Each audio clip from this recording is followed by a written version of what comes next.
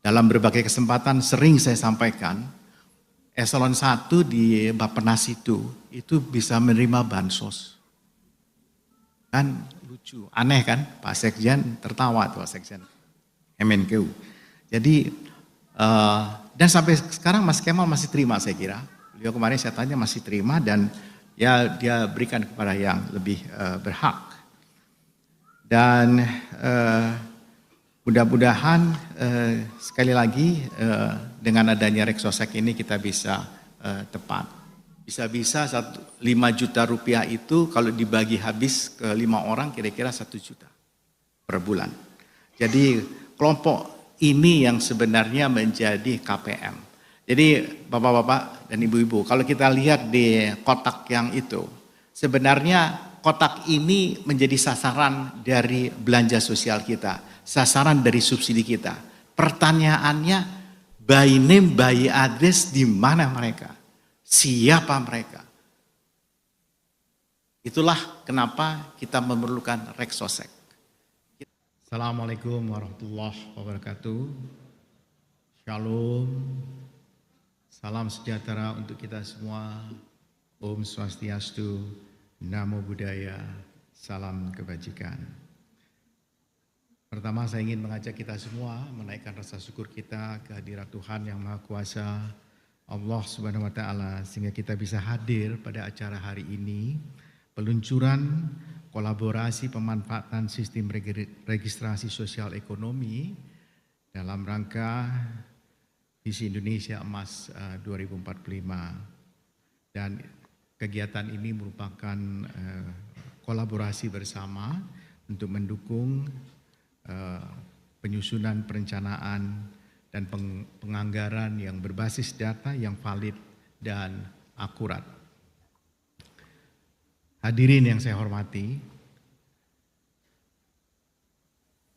dalam berbagai kesempatan Bapak Presiden telah memberikan pengarahan terkait penyelenggaraan data Reksosek, registrasi sosial ekonomi.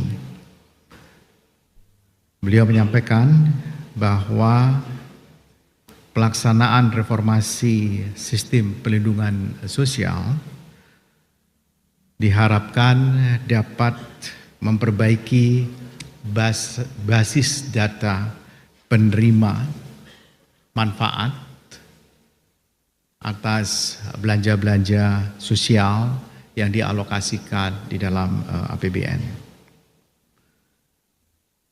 Sehingga dengan data Reksosek ini mudah-mudahan kita segera dapat mengatasi kemiskinan ekstrim dan tentu kemiskinan pada umumnya. Arahan-arahan beliau itu kemudian ditindaklanjuti dengan beragam kebijakan, mulai dari pelaksanaan pendataan awal hingga kemudian pemanfaatannya pada hari ini. Saya juga dalam kesempatan yang baik ini ingin sharing saja terkait Indonesia Emas 2045. Seperti kita ketahui bahwa kita tahun ini akan mengakhiri pembangunan jangka panjang 20 tahun 2005 ke 2024. Dan segera mulai tahun depan kita akan memasuki pembangunan jangka panjang 20 tahun kedua dari 2025-2045 menjemput 100 tahun Indonesia merdeka dengan target dan sasaran pembangunan yang terdeskripsikan sedemikian rupa agar kita sebagai negara bangsa menjadi negara bangsa yang benar-benar mampu membawa kesejahteraan bagi seluruh rakyat Indonesia dengan skala dan ukuran-ukuran yang dapat diterima dan dikenal luas. Salah satunya adalah kita ingin menjadi negara yang graduasi, yang lolos, yang lulus dari negara pendapatan tingkat menengah. yang sudah hampir 40 tahun kita emban. Dan mudah-mudahan kita akan memulainya lagi dengan 20 tahun yang akan datang ini akan jauh lebih cepat. Kalau kita hitung dari tahun 2000-an, memang sekarang kita masih di 20 tahunan, di 25 tahunan. Tetapi kalau kita hitung sejak kita pernah masuk di middle income pada tahun 90-an, maka kira-kira kita sudah mendekati 40 tahun. Cina hari ini juga sudah mendekati untuk. Kemudian kita memang harus memerlukan sebuah strategi yang tepat untuk merencanakan dengan baik agar seperti yang saya sampaikan tadi, penyaluran program-program pemerintah yang didanai oleh belanja-belanja sosial, subsidi kita, itu jatuh pada orang yang tepat. Seperti tadi disampaikan, bagaimana kita mengurangi atau meniadakan exclusion dan inclusion error. Dalam berbagai kesempatan sering saya sampaikan, eselon 1 di Bappenas itu bisa menerima bansos. Kan lucu, aneh kan? Pak Sekjen tertawa tuh, Pak Sekjen MNKU. Jadi, dan sampai sekarang Mas Kemal masih terima saya kira. Beliau kemarin saya tanya masih terima dan ya dia berikan kepada yang lebih berhak. Dan mudah-mudahan sekali lagi dengan adanya Rexosec ini kita bisa tepat. Secara nasional GNI per kapita tadi naik, tetapi kalau kita lihat next itu ada 40 juta pekerja ya, dari kelompok 40% terbawah memiliki upah hanya 5 juta rupiah. Dan keluarga ini itu jumlahnya itu banyak. Bisa-bisa 5 juta rupiah itu kalau dibagi habis ke 5 orang kira-kira 1 juta per bulan. Jadi kelompok ini yang sebenarnya menjadi KPM. Jadi bapak-bapak dan ibu-ibu, kalau kita lihat di kotak yang itu, sebenarnya kotak ini menjadi sasaran dari belanja sosial kita, sasaran dari subsidi kita. Pertanyaannya, by name, by address, di mana mereka? Siapa mereka? Itulah kenapa kita memerlukan Rexosec.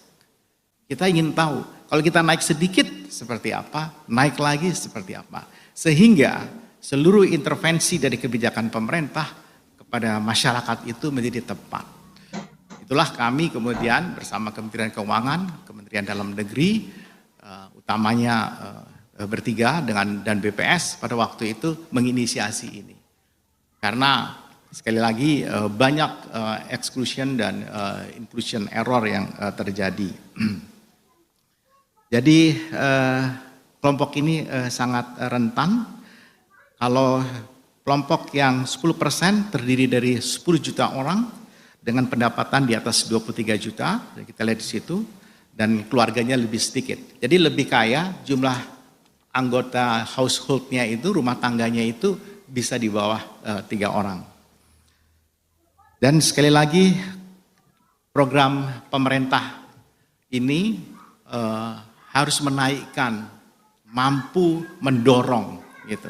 Kalau tidak ya eksistensi sebuah pemerintahan dipertanyakan. Nah, dan kita telah menyusun beragam banyak sekali pendekatan-pendekatan untuk melakukan bagaimana cara kita mengatasi itu.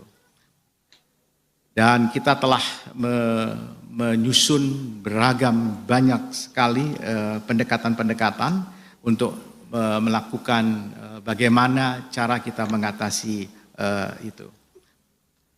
Yang pertama, kita telah melakukan pemberdayaan masyarakat miskin ya dan yang rentan, dan untuk meningkatkan kemampuan masyarakat miskin dan rentan itu kita juga berupaya mengubah mindset yang lebih positif pada mereka dengan menyertakan para pendamping-pendamping yang mensupervisi mereka.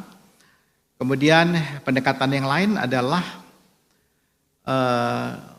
Pertama, memberdayakan, empowering masyarakat, kemudian menciptakan kesempatan kerja, dan mendorong mereka sendiri untuk mampu menjadi wirausaha.